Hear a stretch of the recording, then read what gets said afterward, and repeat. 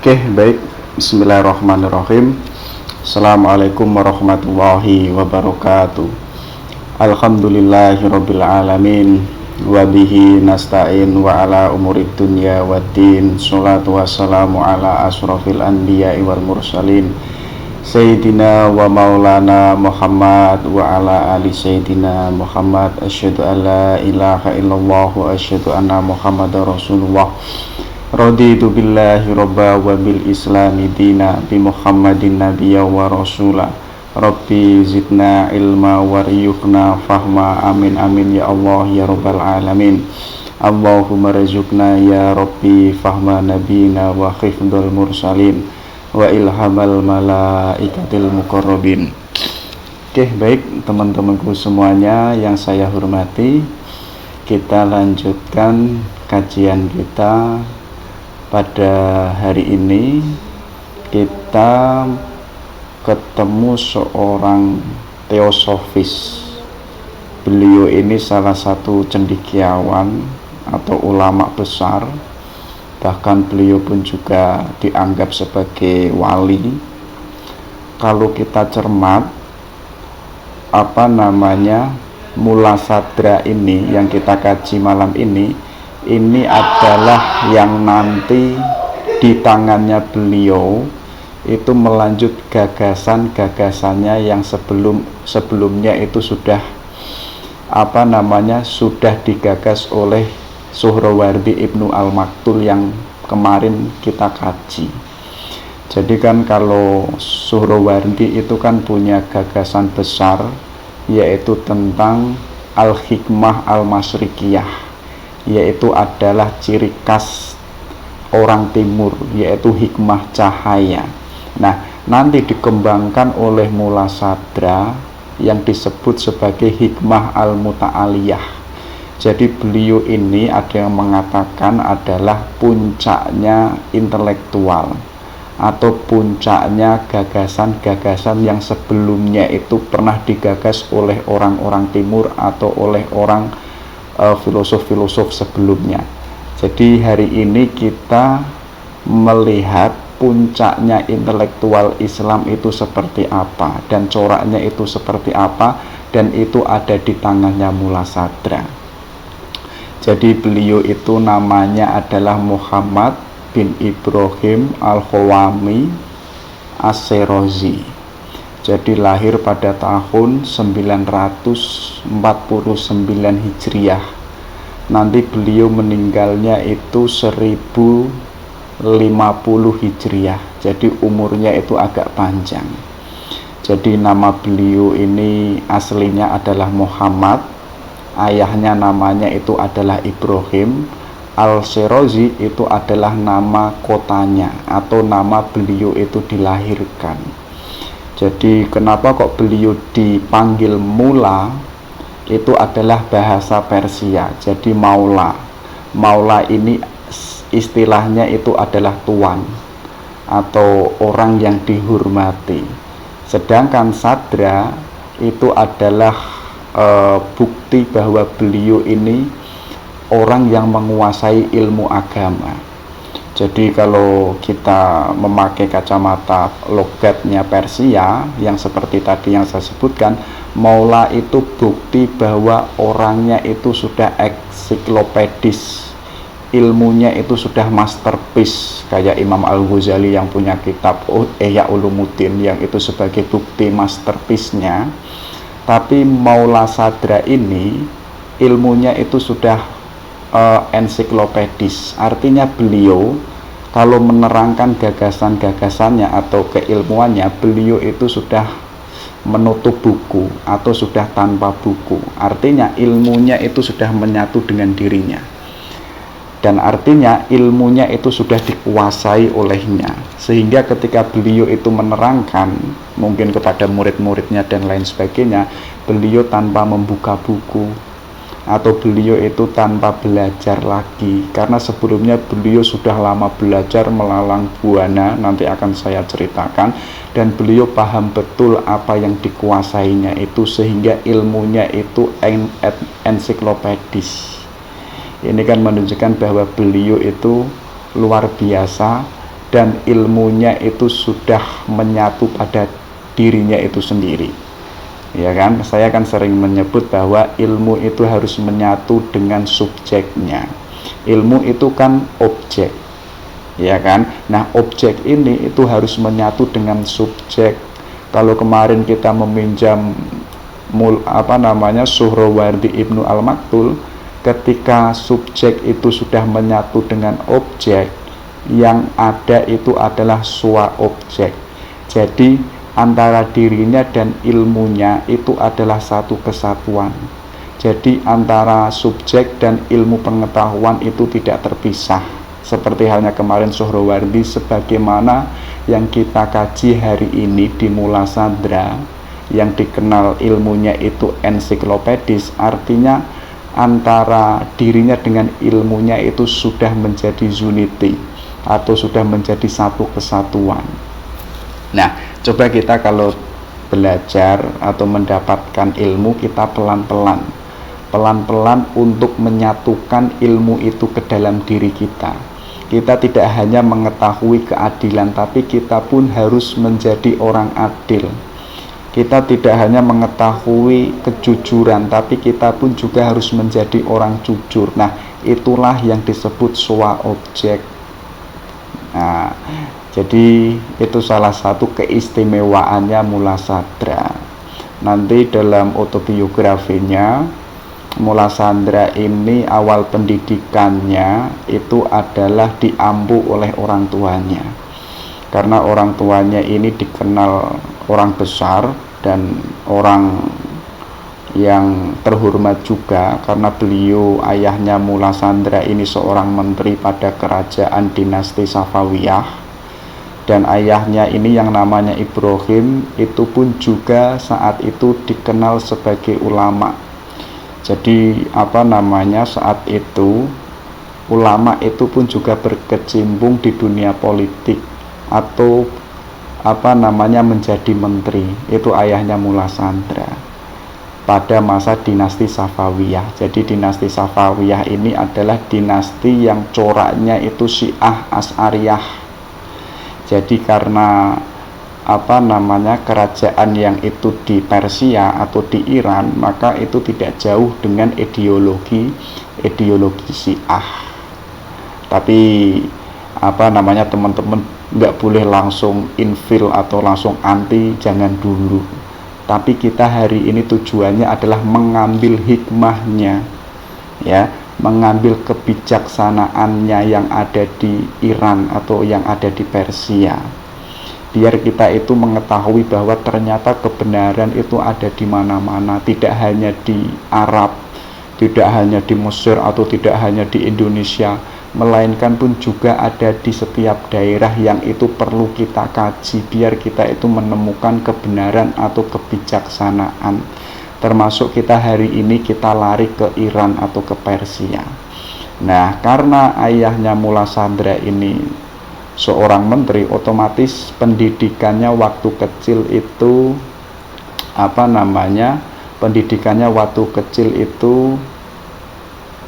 istilahnya itu kalau dalam bahasa hari ini terjamin, karena ayahnya itu seorang menteri. Nanti beliau pun juga belajar ke daerahnya sendiri, yaitu Syros.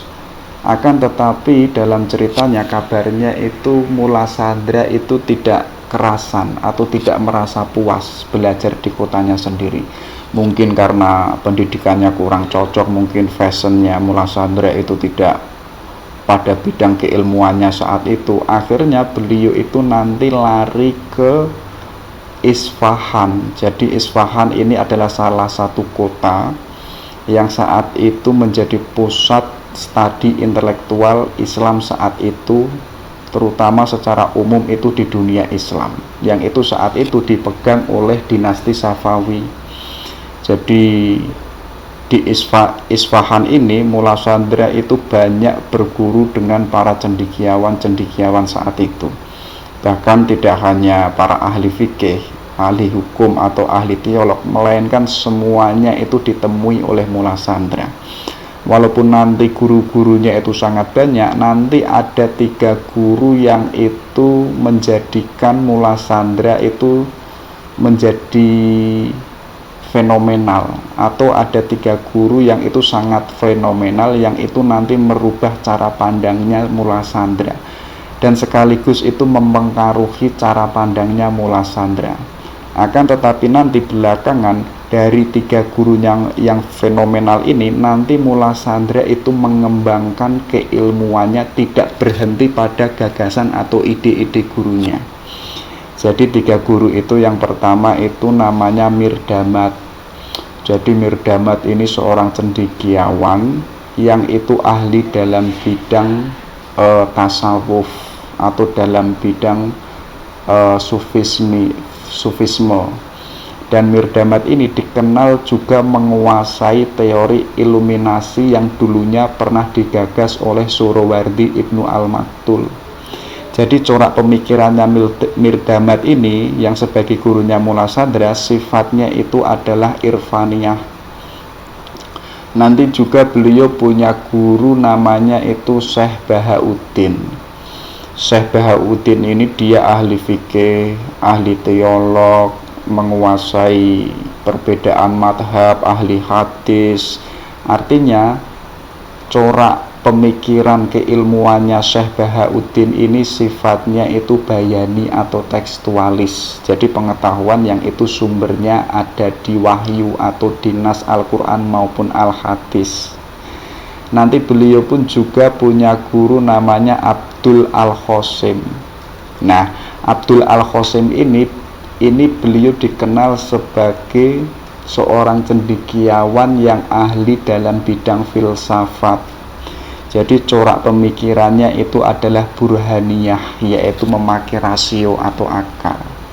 Nah, dari 3 ini yang memiliki corak dan latar belakang pemikiran masing-masing, ada yang burhan, ada yang bayan, dan ada yang irfaniyah, itu nanti menjadi cikal bakal lahirnya al-hikmah al-muta'aliyah yang nanti akan kita bahas. Nah, walaupun nanti demikian, saat beliau Mula Sandra ini sibuk belajar di Isfahan dan ketemu banyak guru, terutama 3 guru yang fenomenal tadi, beliau lama belajar di sana sampai beliau itu diakui keilmuannya oleh masyarakat. Ya, jadi beliau itu sudah terhormat, ilmunya sudah absah atau sudah diakui. Bahkan masyarakat itu menganggap bahwa keilmuannya Mula Sandra itu sudah mengalahkan guru-gurunya yang itu ada di Isfahan. Coba bayangkan ya, jadi belajar sama gurunya yang muridnya ini keilmuannya itu melebihi dari keilmuannya gurunya. Itu absah-absah saja, nggak ada soal. Jadi kalau hari ini kok ada guru ya melihat muridnya itu ilmunya kok melebihi ilmunya gurunya, terus gurunya kok marah-marah, artinya gurunya ini dia belum menguasai ilmu seutuhnya, atau gurunya ini anggaplah adalah guru yang pelit atau guru yang ingin menguasai ilmunya sendiri dan murid-muridnya tidak boleh mengembangkannya. Nah, itu mungkin terjadi hari ini, berbeda dengan saat itu. Buktinya adalah Mula Sandra dan guru-gurunya yang pernah menjadi gurunya itu membolehkan, sangat dibolehkan murid itu mengembangkan atau melebihi keilmuan gurunya. Karena apa? Ilmu itu harus berkembang, ilmu itu harus mandek. Itu kan menunjukkan Mula Sandra saat itu tidak hanya mengikuti, ya, tidak hanya berhenti pada ide-ide gurunya, tidak hanya berhenti pada gagasan-gagasan yang disampaikan oleh gurunya. Walaupun beliau Mula Sandra ini menyerap dan mempelajari gagasan-gagasan gurunya, tapi beliau tidak berhenti di situ, melainkan mengembangkan keilmuannya yang itu sudah didapatkan dari guru-gurunya. Harusnya hari ini itu demikian, biar umat Islam itu tidak mandek, biar umat Islam itu selalu berkembang dan maju, yaitu dengan apa? Mengembangkan ilmu yang sudah kita dapatkan dari guru-guru kita.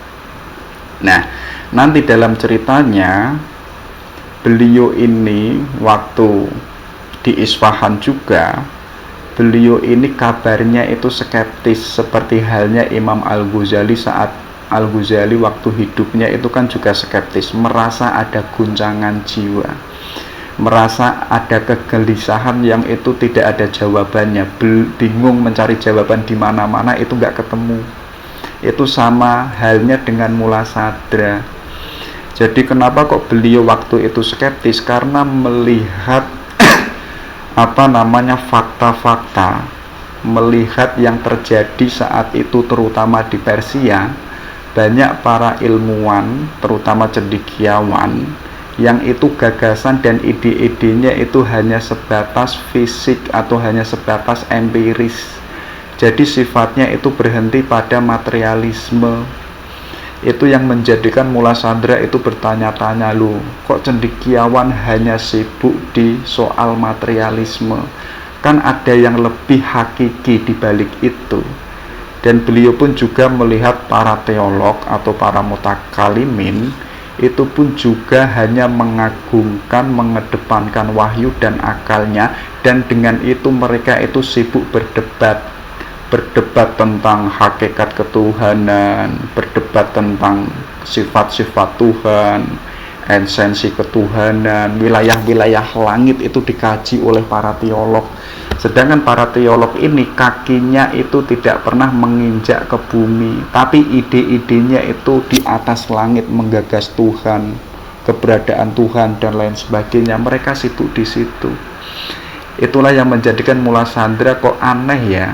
Harusnya kita itu walaupun membahas ketuhanan, tapi kaki kita itu pun juga harus mampu menginjak bumi.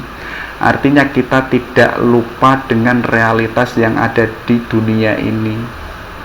Jadi yang pertama itu cendekiawan, yang kedua itu adalah para mutakalim, yang ketiga itu adalah para fuqaha atau para ahli hukum.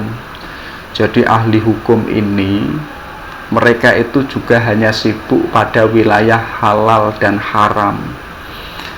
Jadi kacamatanya itu hanya dua, kalau begini haram, kalau begitu haram, hanya sibuk di situ, berhenti di situ. Dan menurut Mula Sadra saat itu, ya, para faqih atau para fuqaha ini mereka itu saling debat satu sama lain, membenarkan argumentasinya, membenarkan istihadnya, dan menganggap istihadnya yang lain itu kurang benar, salah dan lain sebagainya.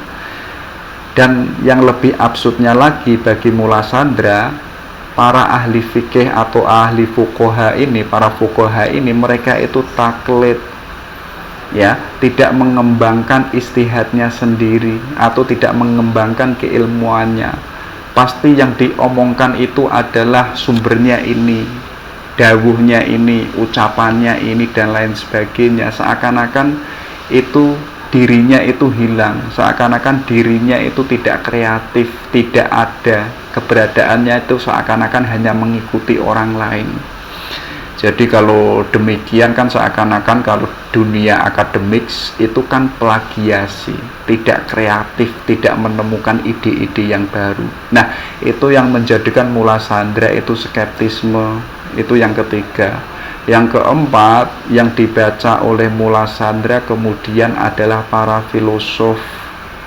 Jadi para filosof ini mengagungkan akalnya dan sekaligus itu membelakangi atau wahyu itu dinomor duakannya, atau akal itu nomor satu. Dan terutama para filosof itu sibuk dengan ide-idenya, sibuk dengan gagasan filsafatnya. Tapi para filosof ini walaupun dia sibuk di di ide-idenya, bagi Mula Sadra, para filosof itu kehilangan spiritualitasnya karena mengagungkan akal, karena mendewakan akal. Nah, dari problematika yang besar itu, dari cendekiawan, mutakalimin, kemudian para fuqaha, terutama filsafat, para filosof, itu yang menjadikan beliau ini gelisah atau skeptisme, ragu. ya, meragukan. Akhirnya nanti kabarnya beliau dari situ itu uzlah, dia itu menyendiri. Jadi dia kabarnya itu keluar dari kota Isfahan, dia melalang buana, menyibukkan dirinya sendiri mencari hakikat kehidupan yang sebenarnya. Jadi pengennya Mula Sandra itu ada kebenaran yang hakiki yang itu saat itu belum ditemukan oleh Mula Sandra. Akhirnya beliau kan uzlah itu mencari kebenaran yang hakiki yang sebelumnya itu tidak pernah atau belum ditemukannya. Kabarnya saat uzlah itu beliau itu lama, bahkan ada yang mengatakan sampai 9 tahun, ada juga yang mengatakan 12 tahun, ada yang mengatakan 15 tahun. Jadi seperti halnya Al-Ghazali itu kan yang dikisahkan di autobiografinya di kitab Al-Mughits min Andolal, itu dari dia atau dari Al-Ghazali waktu skeptisme, beliau itu kan uzlah, menyendiri, mengasingkan dirinya dari kerumunan atau dari masyarakat. Sama juga dengan Mula Sandra, beliau pun uzlah yang itu sangat lama sekali. Nanti ceritanya beliau itu kalau nggak dipanggil oleh gubernur Siraj atau kota kelahirannya itu, mungkin beliau seumur hidupnya mungkin uzlah. Nah, karena beliau dipanggil oleh gubernurnya, gubernur wilayahnya itu dipanggil untuk pulang. Jadi mungkin gubernurnya ini mengakui keilmuannya Mula Sandra. Akhirnya Mula Sandra itu mau nggak mau kamu harus pulang. Jadi pulang diperintah untuk menjadi pendidik atau pengajar di Madrasah Al-Siraj. Jadi nanti beliau pun juga mendidik, mengajar, ya, karena beliau kan cendekiawan. Nanti ceritanya beliau itu murid-muridnya itu banyak, dan beliau itu nanti juga pemikirannya dari situ dikenal oleh masyarakat luas. Nah, itu termasuk sedikit dari autobiografinya Mula Sandra.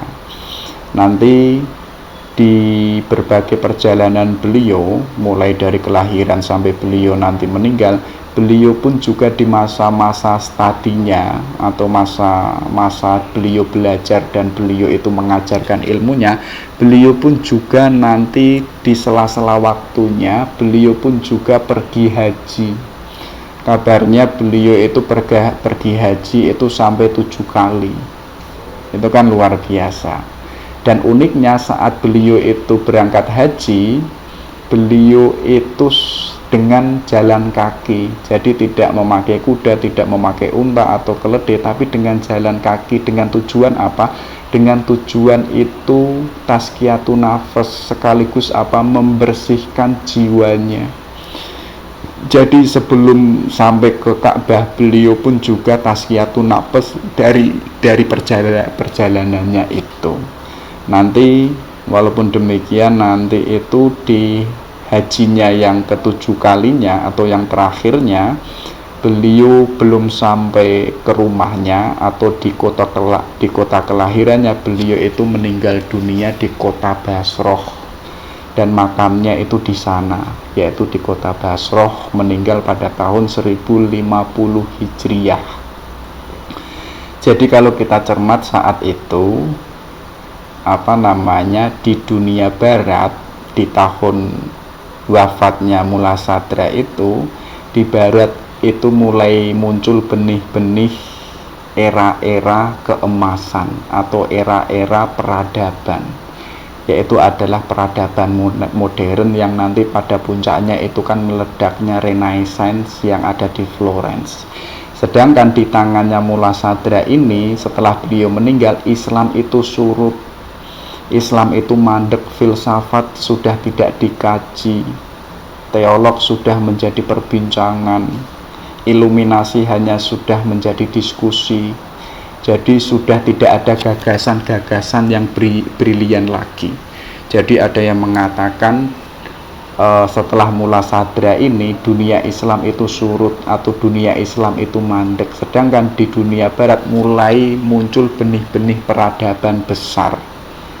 Nah, jadi nanti kan ada istilah the golden age, yaitu masa keemasan yang itu nanti ada di barat.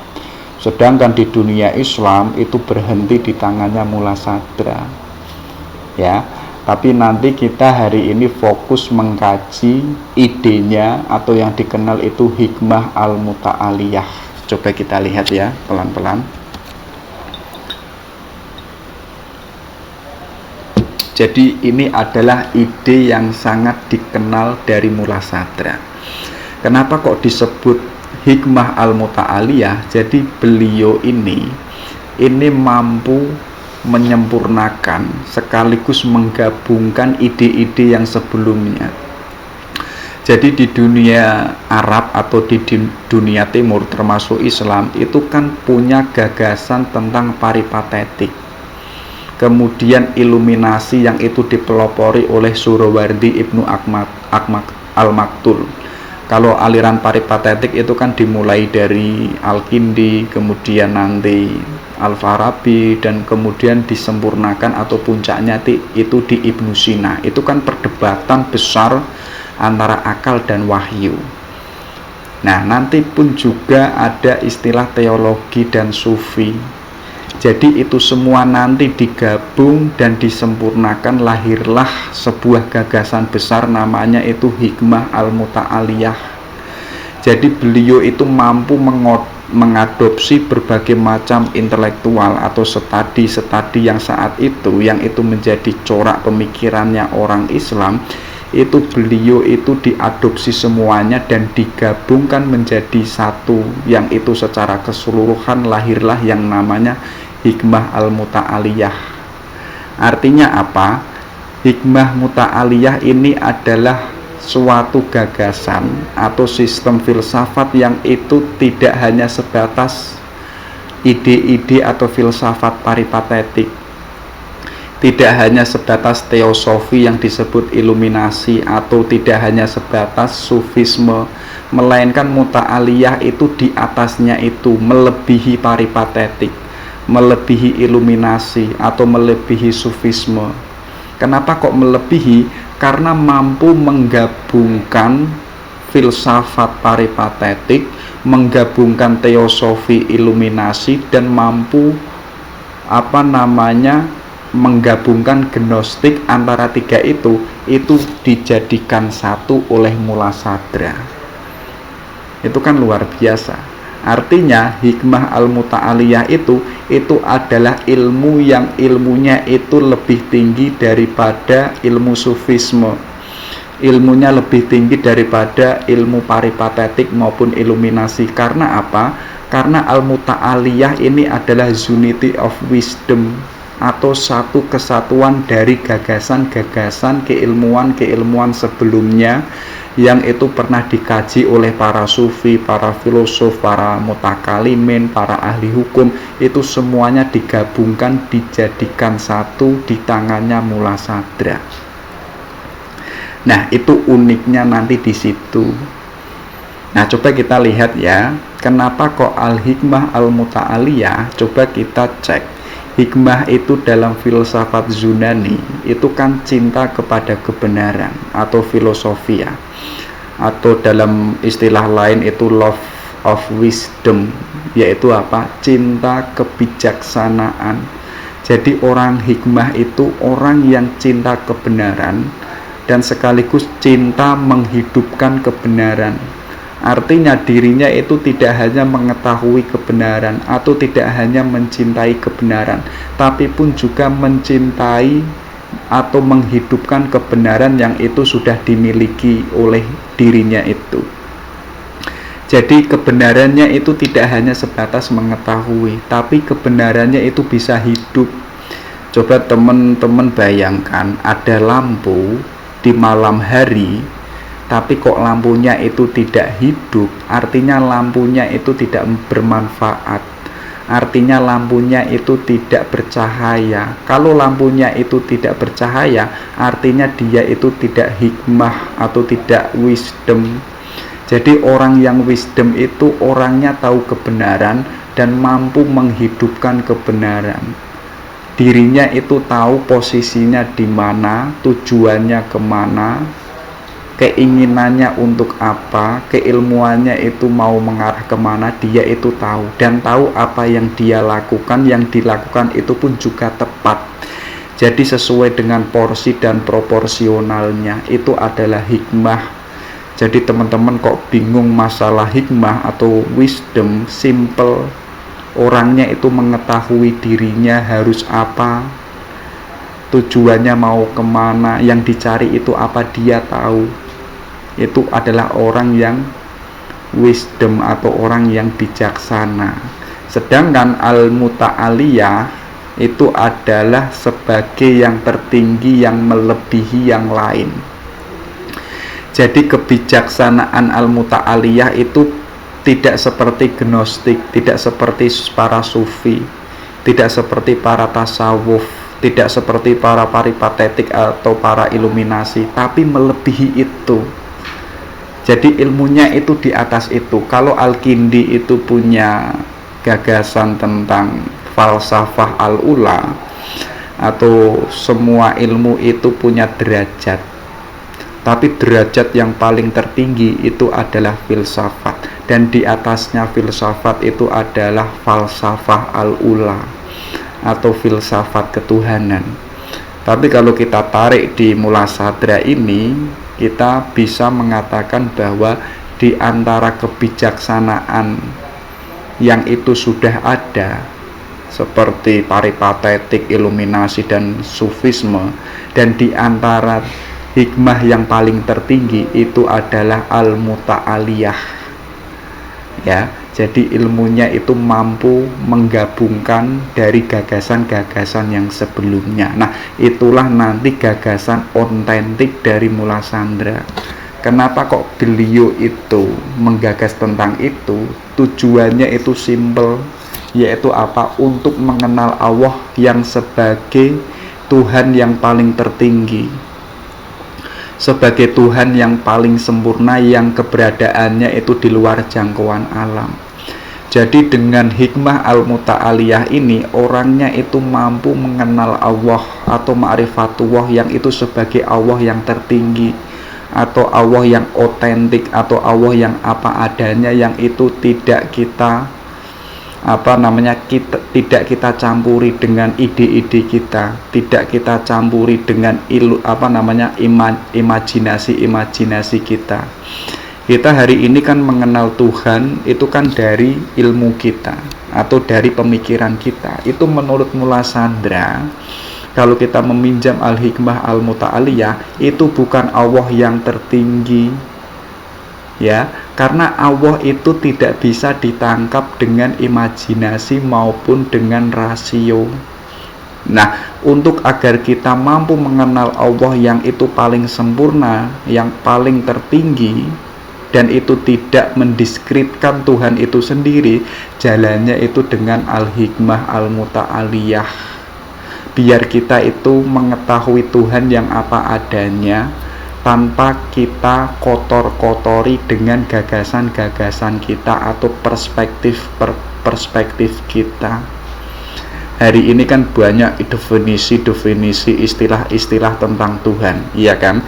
Itu hakikatnya bukan Tuhan yang sebenarnya, bukan Tuhan yang apa adanya. Itu hanya sebatas definisi. Kalau itu definisi, artinya itu tidak mampu mewakili Tuhan yang tertinggi maupun Tuhan yang sempurna. Karena definisi itu pun juga bisa berubah, ya kan? Dan definisi ini sifatnya terbatas, sedangkan Allah sendiri itu tidak terbatas. Oleh karena itu, ya, gagasan al-hikmah al-muta'aliyah ini tujuan akhirnya itu adalah ma'rifatullah yang sebenarnya atau mengetahui Allah yang sesungguhnya. Itu adalah tujuan akhir dari gagasannya Mula Sadra. Nah, kenapa kok lahir yang namanya tadi? Coba kita cek ya. Ini ada hubungannya dengan ketika beliau itu di Isfahan ketemu 3 guru yang itu dianggap guru yang paling fenomenal, itu nanti diulas atau dijabarkan panjang lebar di kitabnya Mula Sandra yang judulnya itu Al-Asfar. Ya, jadi beliau waktu belajar itu kan bertemu dengan Mirdamat. Mirdamat ini adalah cendekiawan yang menguasai iluminasi. Artinya apa? Corak pemikirannya itu irfaniyah. Dan beliau ketemu namanya Syekh Bahauddin, ahli teolog, ahli fikih, ahli hadis, ahli Quran. Sifatnya itu tekstualis. Artinya corak keilmuannya itu adalah bayaniyah. Dan beliau nanti ketemu namanya itu Abdul Al-Qasim. Jadi beliau ahli filsafat peripatetik, artinya corak keilmuannya itu adalah rasio atau burhaniyah. Jadi burhan, irfan, bayaniyah ini adalah epistemologi Islam. Dan sebelum Mula Sandra lahir dan belum tercetusnya Al-Hikmah Al-Muta'aliyah, biasanya itu burhan berdiri sendiri, irfan berdiri sendiri, bayaniyah berdiri sendiri. Jadi akal itu berdiri sendiri, tidak bisa menggabung dengan intuisionisme, tidak bisa menggabung dengan wahyu. Makanya kalau kita mengkaji filsafat peripatetik, itu kan perdebatan nomor satu itu akal, nomor dua itu wahyu. Ada yang mengatakan akal dan wahyu itu sejajar, harmonis dan lain sebagainya. Itu kan walaupun demikian, itu kan menjadi perdebatan belum selesai. Sedangkan irfan itu ada yang mengatakan anti rasio, dan irfan ini ada yang mengatakan mengabaikan wahyu dan lain sebagainya. Nah, itu adalah yang sebelumnya epistemologi Islam seperti burhan, irfan, dan bayan itu berdiri sendiri atau independen, dan di tangannya Mula Sadra lah antara tiga epistem yang coraknya Islam itu digabungkan oleh Mula Sandra. Bisa loh ya, burhan itu berjalan seiring dengan irfan, dan bisa loh ya, bayan itu bisa berjalan irfan dan burhan. Artinya apa?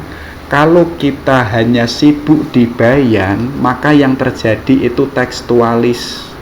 Yang terjadi kita itu hanya sibuk ke halal dan haram, karena dasarnya itu Quran, dasarnya tekstualis. Kalau kita hanya berhenti di tekstualis, nanti kita sibuk di situ, sedangkan batiniyah kita kosong.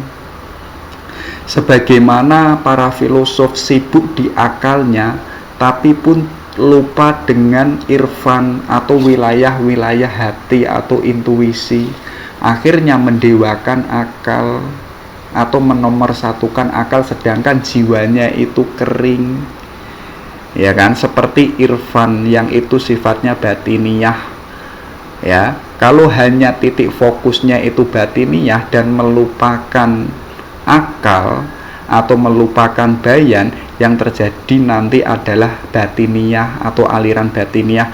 Wis pokoke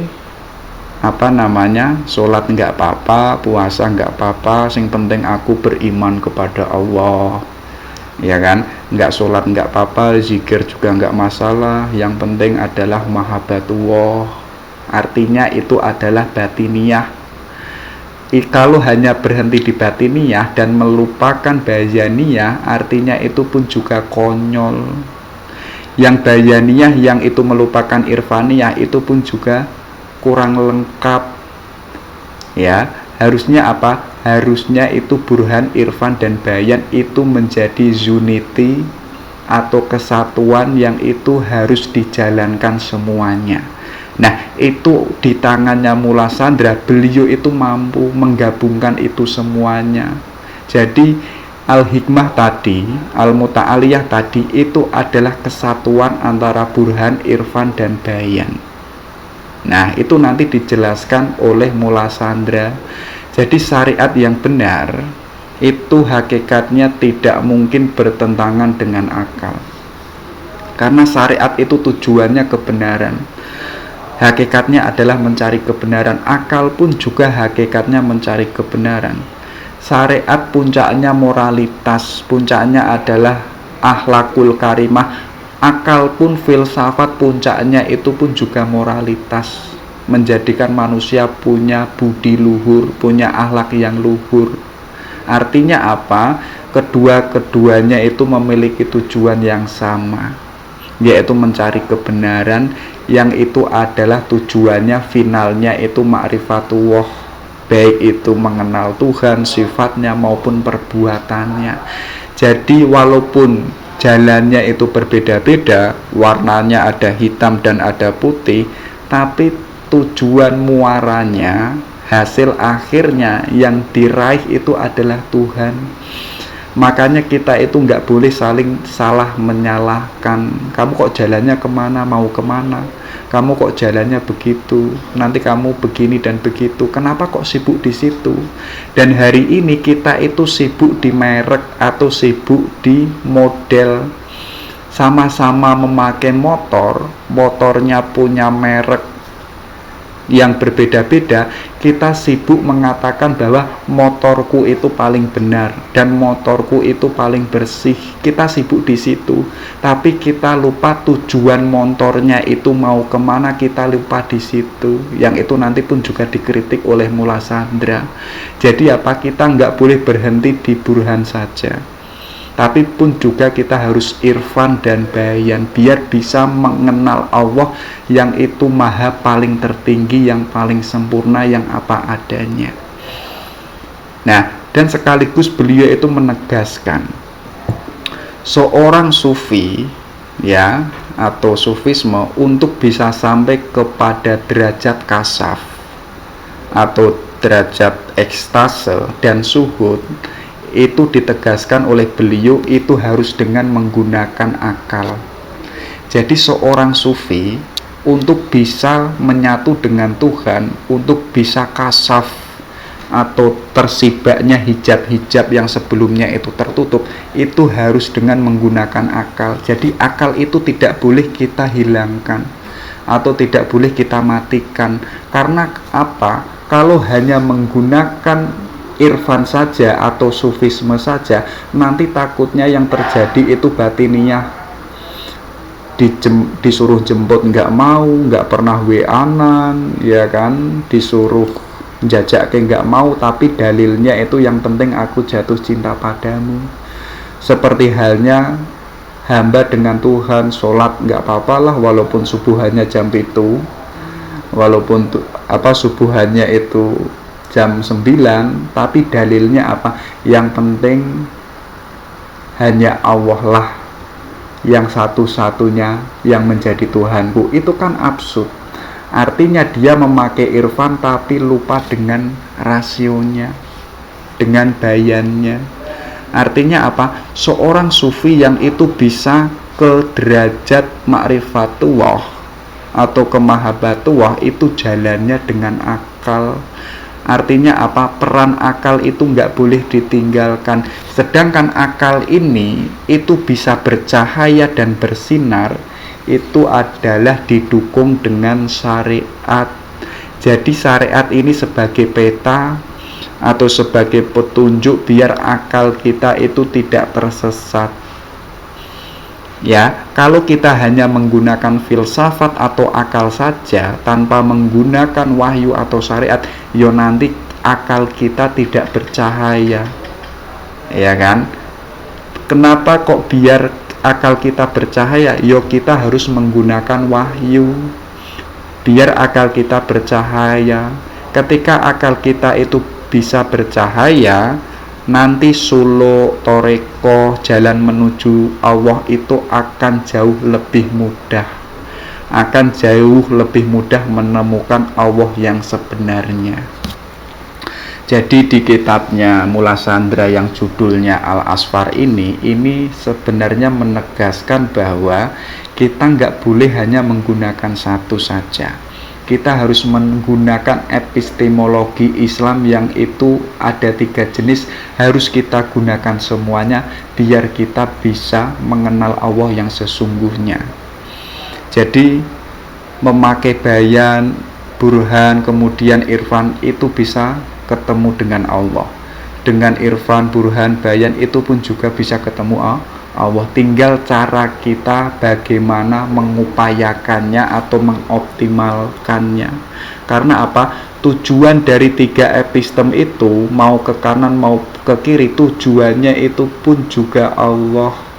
Jadi kita jangan takut tersesat kalau kita belajar filsafat atau kita belajar kajian ini. Jangan takut tersesat. Ngapain takut ya? Jadi apa? Tersesatlah di jalan yang benar. Mungkin kita nanti kalau punya ide-ide yang unik, yang itu tidak ada hari ini, dan kemudian orang menganggap kita sesat, itu hal yang wajar ya. Kenapa kok dianggap sesat? Karena tidak ada hari ini, dianggap sesuatu yang baru. Yaitu mungkin tantangan kita. Walaupun kita nanti mengalami kayak begitu, usahakan yaitu tersesat di jalan yang paling benar, atau tersesat menuju Allah, tersesat agar bisa ma'rifatullah. Nah, itu lebih apa namanya? Lebih istimewa atau lebih fundamental. Oke, dari situ beliau itu menggagas tentang ontologi, yaitu prinsip wujud. Kalau dalam bahasa filsafat itu segala sesuatu yang ada ya. Jadi kan tadi ada yang namanya irfan, bayan, dan burhan. Dari situ beliau mencoba menggali dulu apa itu ontologi. Jadi beliau mengatakan bahwa wujud itu secara esensial itu adalah merupakan realitas yang hakiki. Sedangkan yang namanya kuiditas itu hanyalah sebatas realitas yang itu hakikatnya menceritakan tentang wujud. Jadi beliau sebenarnya itu mengatakan bahwa hakikatnya yang sebenarnya itu adalah yang wujud. Yang wujud ini bentuknya itu eksistensialisme, atau bisa eksis, bisa tampak, bisa wujud. Sedangkan kuiditas itu bisa dianggap sebagai esensi yang terdalam. Jadi kuiditas itu ada karena ada yang namanya wujud ya. Jadi esensi itu ada karena ada eksistensi. Jadi kalau eksistensinya itu hilang, maka esensinya pun juga hilang. Kenapa kok demikian? Karena apa? Esensi itu dibentuk oleh eksistensi. Contoh kecil, kita kok menjadi orang baik, kita pun juga harus mewujudkan bahwa diri kita itu adalah orang baik. Nanti itu akan membentuk kuiditas kita atau esensi kita menjadi orang yang baik. Artinya di situ bahwa kuiditas itu sesungguhnya itu tergantung pada wujud atau pada eksistensi. Jadi kok wujud itu tidak ada, ya kuiditas pun juga itu tidak ada. Nah, dari situlah nanti ditarik oleh Mula Sandra, wujud itu ada eksistensi, ada esensi, ada substansi, dan aksidensi. Nah, jadi wujud yang pertama, kalau kita memakai kacamata filsafat, ontologi atau segala sesuatu yang ada itu kan bisa disebut tidak semua yang ada itu wujud. Seperti halnya eskatologis, surga, neraka, Tuhan ya, atau wilayah-wilayah yang gaib itu kan ada, tapi itu tidak wujud.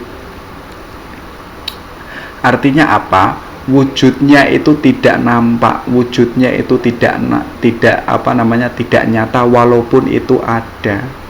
Dan juga tidak semua yang wujud itu nyata. Contoh kecil, kok teman-teman itu marah, tapi kok tidak diekspresikan dengan marah, itu tidak bisa menjadi nyata. Misal teman-teman kok jatuh cinta ya, di dalam dirinya itu penuh dengan kerinduan, tapi kok tidak mewujud, tidak keluar atau tidak eksistensial, artinya itu tidak nyata. Kemudian ada juga apa? Tidak semua yang nyata itu eksis. Eksis itu konkret, sifatnya objektif, bisa dicerna, sifatnya itu empiris. Nah, nanti beliau menarik bahwa hakikatnya dari yang ada dan wujud yang nyata itu, yang eksis itu nanti ditarik bahwa esensi itu membutuhkan eksistensi. Seperti halnya tadi di atas bahwa esensi itu dibentuk manusia baik itu mulanya dia itu belum baik. Kenapa kok dia baik? Karena itu dibentuk oleh dirinya sehingga dirinya itu menjadi orang baik.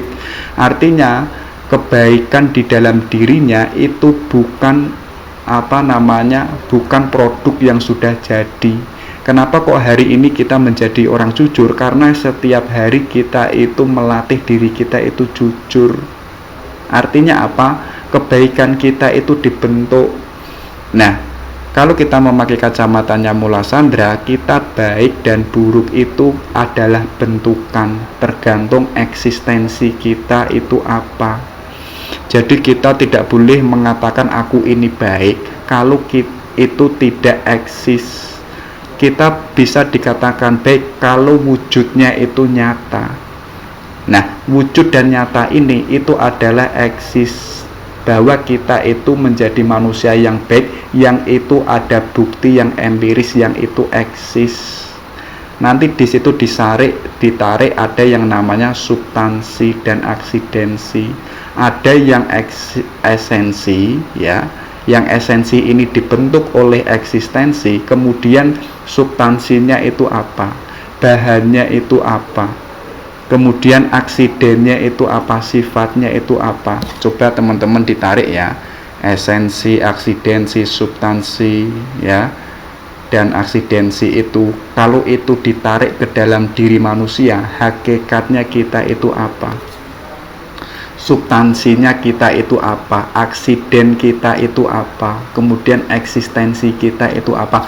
Coba itu pertanyakan, karena kita itu termasuk ontologi atau kita itu ada. Jadi esensi hakikat saya itu apa sih? Biasanya kan kita tertopeng-topengi oleh dogma-dogma, oleh sekte-sekte. Biasanya kita menjawab diri kita kan agamanya Islam, saya mengikuti dogma ini, mengikuti faham ini. Kita tertipu di situ. Itu bukan yang paling esensi. Esensi itu ketika kita melepaskan semua topeng-topeng yang kita pakai, kita singkirkan dulu, baru kita membaca diri kita yang sebagai manusia, yang itu warnanya apa, yang itu substansinya apa, aksidensinya apa, baru kita menemukan kita yang sebenarnya. Makanya kan Quran menegaskan, ayo kita man arofa, kita mengetahui diri kita yang sesungguhnya, bukan dengan adanya topeng-topeng yang kita pakai. Nah, itu coba ditanya tentang diri kita. Kalau esensi itu tadi yang saya sebutkan, ketika ditarik ke Tuhan, itu malah agak mengerikan juga. Kita misalkan membayangkan substansinya Tuhan itu apa, aksidennya itu bagaimana, esensinya itu seperti apa. Itu tugasnya para filosof. Kita hari ini fokus di hikmah al-muta'aliyah. Nah, setelah itu, setelah beliau mengkaji prinsip wujud, beliau menemukan bahwa kalau segala sesuatu yang ada, ya, yang ada itu ternyata dibentuk oleh eksistensi, dan esensi itu adalah yang mendahului, yang eksistensi itu adalah yang mendahului esensi, maka apa? Setiap wujud itu harus eksis, harus bergerak. Kenapa kok kita harus bergerak? Atau kenapa kita harus eksis? Karena itu yang membentuk esensi kita. Jadi kita ayo terus menerus berbuat baik agar kita menjadi orang baik. Jadi kita nggak boleh menegaskan diri kita itu baik, tapi apa? Kita tampakkan, kita eksiskan keluar agar diri kita itu menjadi orang baik, yang itu nanti membentuk esensi kita sebagai manusia. Jadi manusia itu dikatakan baik atau tidak itu harus dilihat dari eksistensinya. Kok eksistensinya kok suka berbohong? Yaitu hakikatnya kamu orang pembohong. Jadi kamu jangan mengaku orang baik tapi eksistensinya kamu suka pembohong. Itu menunjukkan bahwa esensimu adalah esensi seorang pembohong. Jadi apa? Yang pertama itu eksistensi, yang itu disebut as-sholatul wujud. Nanti dari situ ya, dari adanya eksistensi itu lahir yang namanya gradasi wujud. Jadi apa? Semua eksistensi adalah keberadaannya Tuhan. Hanya saja eksistensi tersebut itu memiliki gradasi atau memiliki hierarkis. Jadi analoginya itu seperti halnya matahari dan cahaya. Seperti halnya kemarin di Suhrawardi Ibnu Al-Maktul, karena beliau ini pun juga terinspirasi dengan gagasan-gagasannya Suhrawardi. Ya kan? Kenapa kok ada hierarkis? Kita coba melihat matahari dan cahaya itu kan satu kesatuan. Jadi kita misalkan kok semakin dekat dengan matahari, kita akan semakin bercahaya. Tapi kok kita semakin jauh dengan matahari, kita ini akan kehilangan cahaya. Makanya kita selalu eksis menjadi orang yang selalu baik atau menjadi orang yang selalu jujur, maka kita akan semakin dekat dengan matahari dan kita akan semakin bercahaya. Kalau kita akan semakin bercahaya, maka kita akan ketemu dengan pusat cahaya atau pemilik cahaya, yaitu Allah. Kalau dalam bahasanya Suhrawardi yang disebut itu adalah filsafat cahaya atau illumination. Nah, karena adanya wujud yang sifatnya itu hierarkis atau gradasi, ya, nanti posisi yang paling jauh dari Allah itu nanti adalah seperti hewan, tumbuhan, dan benda-benda. Jadi hewan itu posisinya, gradasinya itu jauh dari Allah. Artinya apa? Mereka itu kehilangan cahayanya Allah karena posisinya jauh dari matahari. Kayak benda itu kan dia tidak memiliki kebebasan. Kayak tumbuhan tidak memiliki hati atau tidak memiliki akal. Hewan pun juga sama, isinya itu adalah naluri memakai insting. Dia tidak diberikan anugerah oleh Allah dengan akal atau rasio. Dan satu-satunya yang bisa dekat dan menjauh dengan pusat cahaya itu hanya manusia, karena manusia itu diberikan akal, rasio, dan sekaligus manusia itu diberikan rohani atau jiwa, biar jiwanya itu bisa bercahaya atau bisa mendekat dengan cahayanya Tuhan. Hanya saja manusia itu punya pilihan, punya kebebasan. Dia mau dekat kepada cahaya atau mau menjauh dengan cahaya, itu tinggal pilihannya manusia. Seperti di as-sholatul wujud tadi, kok kita itu esensinya itu baik, itu tergantung eksistensi. Kalau kok kita eksistensinya kok selalu baik, artinya kita menjadi orang yang baik, yang itu nanti kita akan menaik dan ketemu dengan pusat cahaya. Di di Mulasandra itu analoginya adalah matahari. Kita akan dekat dengan matahari dan hidup kita itu semakin bercahaya. Yang bercahaya itu apa? Rohani kita, bukan jisim kita. Nah, itu namanya gradasi wujud. Dari situ beliau menggagas gerak substansi. Jadi alam semesta atau hakikat segala sesuatu yang ada, hakikatnya itu bergerak. Ya, kalau itu bergerak artinya itu tidak diam. Karena rumus pertamanya adalah ontologi, segala sesuatu itu bergerak. Artinya alam semesta ini semuanya itu bergerak. Tumbuhan bergerak, angin bergerak, manusia bergerak. Bergerak itu mau kemana? Yaitu menuju ke pusat kesempurnaan atau menuju sumber asal kesejatian. Kalau dalam nas Al-Quran itu kan ilaihi rojiun, jadi bergerak menuju ke Allah. Jadi semuanya di alam semesta ini yang punya gradasi wujud, yang ada yang dekat sama Tuhan atau jauh sama Tuhan, hakikatnya mereka semuanya itu bergerak, tapi bergeraknya itu menuju ke pusat cahaya atau ke matahari, atau dalam bahasa Mula Sadra itu adalah Tuhan, ya. Jadi kembali ke sumber asal atau kembali ke sejatian kita. Mungkin kalau dalam memakai kacamata pantaisme atau wahdatul wujud, kesejatian kita hakikatnya itu adalah Tuhan. Karena apa? Semuanya itu kan Tuhan. Nah, ibaratnya bergerak itu mengarah ke Tuhan. Kenapa kok ada pergerakan? Pergerakan artinya itu proses aktualisasi potensi. Jadi kita sudah diberikan potensi oleh Allah berupa akal dan hati, itu harus kita gerakkan semuanya. Harus kita optimalkan semuanya biar kita itu bisa dekat dengan cahaya. Ya, kok kita semakin hati kita bercahaya, kita akan semakin dekat sama cahaya. Maka potensi itu harus kita gali, atau jiwa kita harus kita gali, akal kita harus kita gali, karena itu potensi yang sudah diberikan oleh Allah. Nah, sedangkan di antara potensi yang dimiliki oleh manusia yang itu adalah sifatnya bergerak, di antara yang dimiliki oleh manusia itu adalah potensi ketuhanan.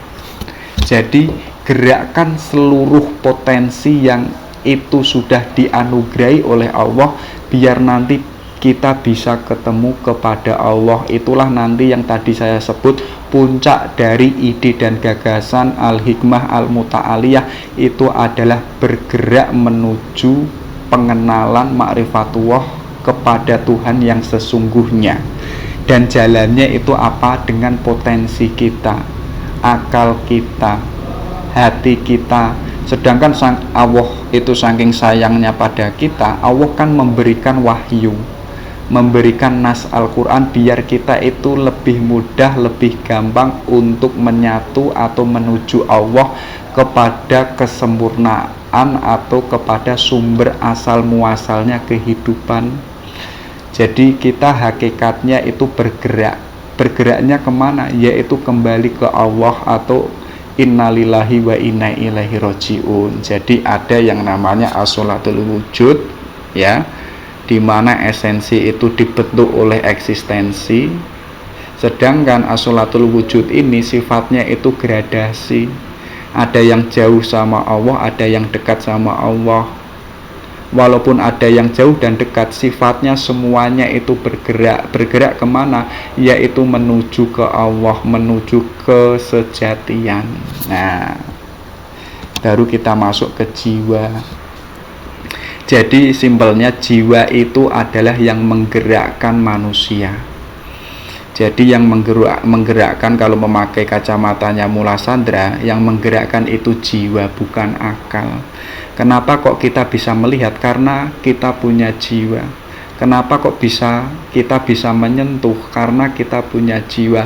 Kenapa kok kita bisa berpikir? Karena di dalam diri kita itu ada jiwanya. Contoh kecil, misalkan kita mati, akal kita, pikiran, otak kita kan ada, tapi tidak bisa berpikir. Karena apa? Jiwanya itu sudah mati. Nah, sedangkan jiwa ini bagi Sadra itu adalah nahkoda, ya. Dan sedangkan jisim atau komponen-komponen yang ada di tubuh kita itu adalah organ-organ seperti halnya kapal. Kapal ini mau mengarah kemana, mau menuju kemana, itu yang menggerakkan adalah jiwa, yang itu sebagai nahkoda. Jadi kalau memakai kacamatanya Sadra, nahkoda kita itu bukan akal, tapi nahkoda kita itu adalah jiwa. Karena apa? Jiwa inilah nanti yang punya potensi, yang itu bisa menuju ke Allah. Sedangkan jiwa kita itu ada yang disebut anima vegetatif, yang sifatnya itu naluriah. Kalau lapar ya makan, Kalau haus ya minum, sifatnya berkembang biak, bertumbuh dan seks. Kalau kok kita hidup kok hanya sebatas anima vegetatif, yo kita tidak hanya bedanya dengan tumbuhan dan hewan, karena sibuk di naluriah, sibuk di fungsi-fungsinya, sibuknya hanya seks, sibuknya hanya berkembang. Tapi kita harus bisa menjadi jiwa yang itu sensitiva. Kita memiliki tujuan, ya, manusia yang memiliki pendirian, yang itu selalu bergerak, yang bergeraknya menuju selangkah lebih dekat kepada Allah. Jadi kita tidak hanya sebatas vegetatif, melainkan apa? Sensitiva. Itu yang harus kita perjuangkan. Tujuan kita itu ke Allah, pendirian kita itu ke Allah, pergerakan kita itu adalah pergerakan menuju ke Allah. Jadi itu yang disebut jiwa yang sifatnya itu sensitivia. Walaupun demikian, sadra itu lebih konkretnya mendalami, ternyata menemukan bahwa jiwa yang memiliki dua variabel tadi, ternyata jiwa itu punya daya. Yang pertama itu senius komunis, yaitu bisa dibilang common sense, yaitu pengetahuan umum. Kalau saya lapar, ya saya makan. Kenapa kok rambut saya gatal-gatal? Ya harus keramas. Kenapa kok kamu jomblo? Ya karena kamu tidak punya pacar. Artinya pengetahuan yang standar. Jadi tidak butuh analisis, tidak butuh filsafat. Sifatnya itu sudah diketahui oleh manusia dan semua orang itu bisa mampu mencernanya. Di balik itu ada aprehensi, yaitu daya prediksi. Kalau ada mendung nanti pasti hujan. Kenapa kok saya mau belajar? Karena ada sesuatu yang itu ingin saya gapai. Jadi mampu memprediksi sesuatu yang itu nanti kita dapatkan, yang hari ini nanti yang kita perjuangkan itu apa. Nah itu sifatnya kan prediksi. Dan juga ada fantasi, jadi daya kreativitas.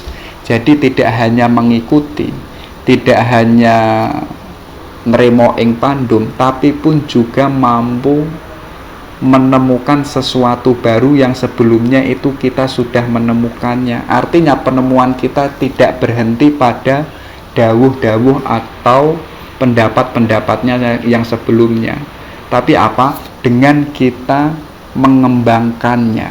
Artinya kita itu sudah punya potensi daya khayal. Kemudian ada yang namanya memori, daya ingat. Ya, kita kan bahaya kalau kita tidak punya ingatan. Contoh kecil, teman-teman punya pacar tapi tidak punya daya memori, itu kan bahaya. Pacar teman-teman kan setiap hari galuh. Wingi ketemu hari ini nggak ingat sama aku, wingi dikei bunga, hari ini kok malah tidak ingat sama aku. Tapi manusia itu punya daya memori, daya mengingat-ingat. Bahkan waktu kecil apa yang kita lakukan kita kan masih ingat. Itu termasuk adalah daya jiwa. Nanti pun ada juga mutafakiroh, daya analisis. Saya melakukan ini dan ini, nanti hasilnya apa?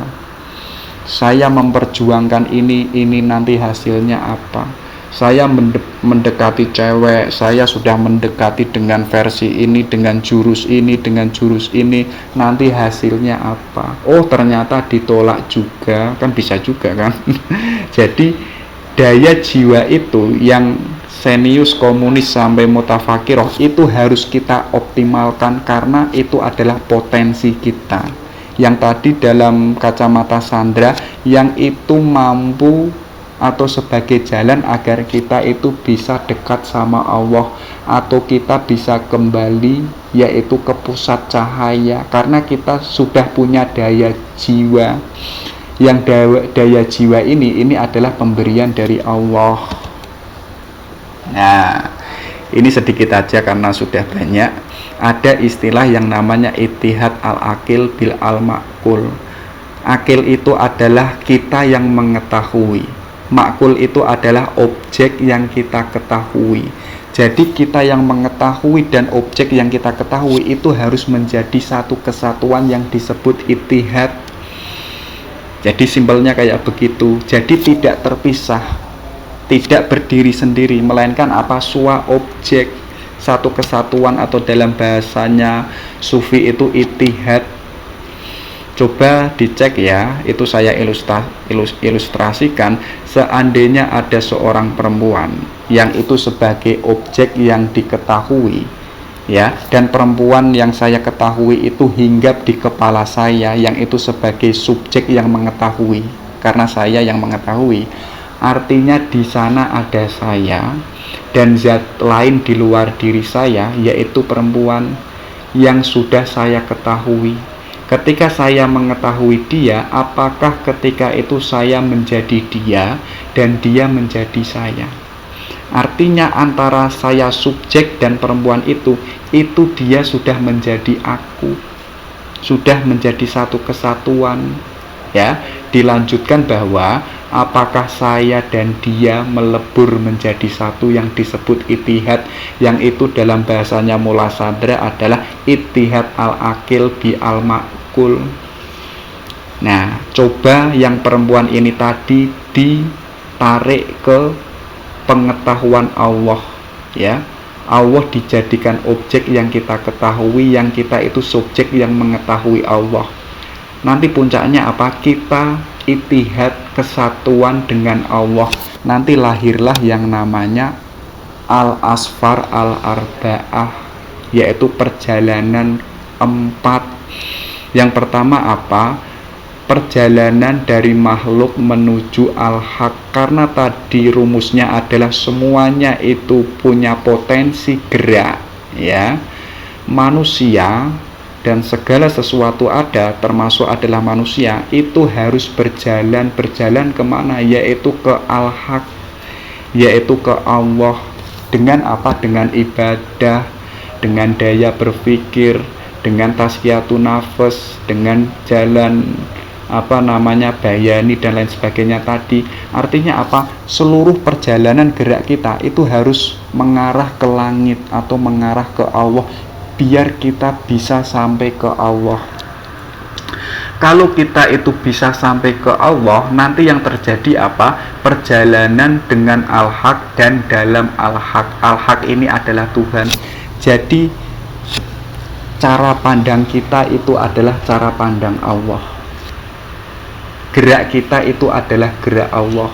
Yang kita ucapkan itu adalah ucapannya Allah. Makanya dalam hadis itu kan ada orang yang sudah mencintai Allah, maka tangannya itu adalah geraknya Allah, matanya itu adalah penglihatannya Allah. Itu ketika orang sudah berjalan dengan al-haq dan dalam al-haq. Artinya hidupnya versinya itu versi Allah, ya. Kebenarannya itu adalah kebenarannya Allah. Rotasi kehidupannya itu adalah sudah di dalam Allah. Artinya dia sudah ittihad, sudah menyatu dengan Allah. Tapi jangan salah, ketika sudah menyatu dengan Allah, jangan lupa yaitu apa? Perjalanan dari dan dengan Allah tadi, ya. Ketika sudah menemukan Allah, ayo kita kembali ke makhluk.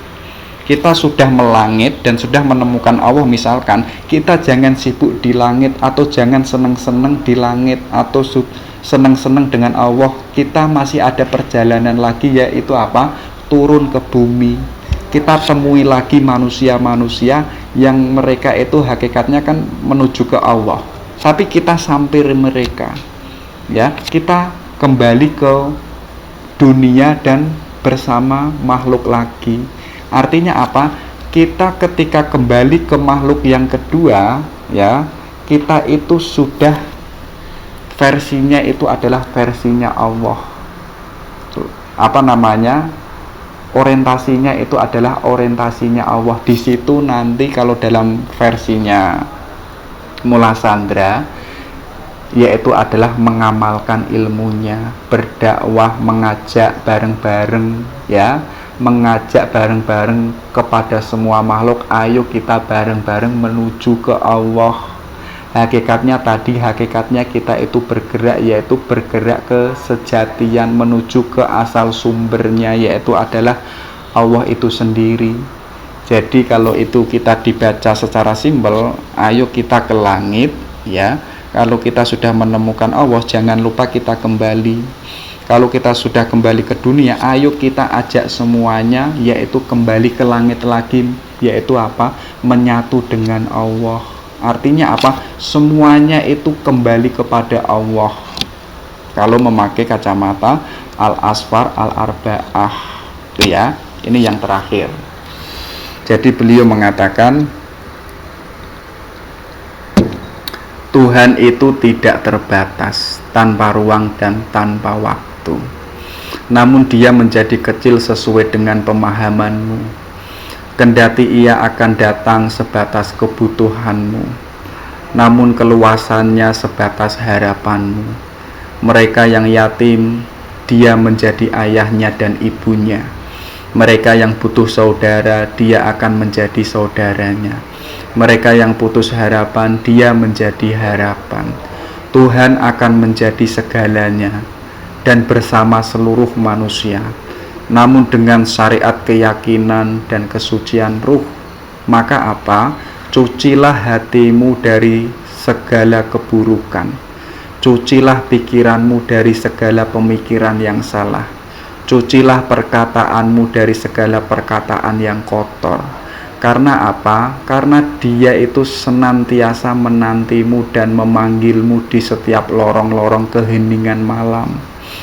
Jadi Allah itu selalu memanggil kita dimanapun, ya, di tempat manapun, di waktu kapan. Allah itu selalu menanti kita dan memanggil kita. Tapi jangan salah, Allah itu menjadi kecil yang itu sesuai dengan pemahaman kita. Dan Allah itu menjadi tidak indah karena itu pemahaman kita. Karena pemahaman kita, akal kita itu tidak mencangkup Allah. Ya, dan kenapa kok Allah itu merasa jauh dengan kita? Yaitu sesuai dengan harapan kita. Jadi keluasannya Allah itu sebatas harapan kita. Harapan kita itu sebesar apa? Itu adalah tergantung kitanya. Allah itu dekat sama kita sejauh mana? Itu tergantung kitanya. Dan Allah itu siap menjadi apapun. Bahkan siap menjadi ayah dan ibu kita, atau bagi mereka yang itu yatim, siap menjadi saudara bagi mereka yang butuh saudara, dan lain sebagainya. Dan untuk bisa menuju ke Allah, syaratnya apa? Kita harus punya keyakinan yang bersih, ruh yang suci. Maka di situ ditegaskan, cucilah hati kita, biar kita itu terlepas dari keburukan. Cucilah pikiran kita, perkataan kita, isilah dengan baik-baik, biar kita itu mudah bertemu Allah. Karena Allah sendiri jauh-jauh hari itu senantiasa memanggil kita dan menanti kita. Dan Allah selalu memanggil dimanapun kita berada, dimanapun kita bertempat. Nah, itu mula sandra. Jadi adanya kajian ini step demi step, ya. Kita harusnya setiap hari itu satu langkah bisa untuk mendekat ke Allah. Jadi jangan sampai hari-hari yang berlalu kita kok malah menjauh dengan Allah. Jadi kalau memakai kacamata mula sandra, setiap detik, setiap pergerakan kita itu harus lebih dekat kepada cahaya matahari, biar kita itu mendapatkan cahayanya Tuhan. Oke, itu ya. Wabillahi taufik wal hidayah. Assalamualaikum warahmatullahi wabarakatuh.